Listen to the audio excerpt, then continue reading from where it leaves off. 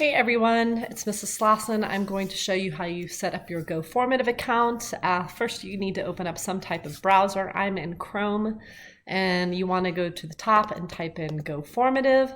Once you are there, and you can again hit pause while you get there, you want to do the join code option, and 1B, I mentioned in Schoology has a code, and 2B, you have a different code. 1B, your code is in all capital letters, QZANO, and then capital S. And then 2B, you are QJBJ,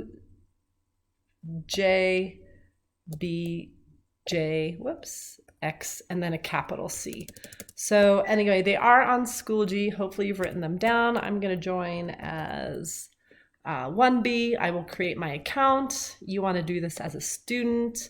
The easiest way is just to sign in with Google, because that's what our Creek emails are, our Google ones. Otherwise, I believe you can just type it in as you see it here. But this will put your password in, everything for you. I'm going to be creating an account for my son.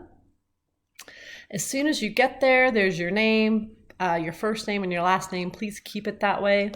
We're going to click Let's Go. And I just did a quick, just to show you what the grading and how you're going to know if you're right. So this is the only quiz you have assigned to you at this point. We're going to click Open.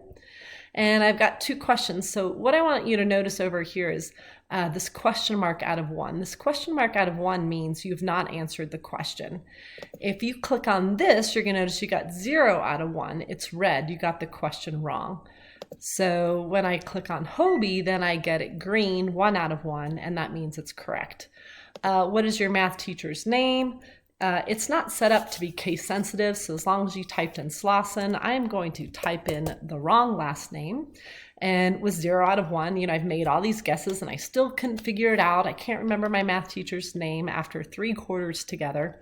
So anyway, I'm going to hit submit, and it says, would you like to submit? You'll do that.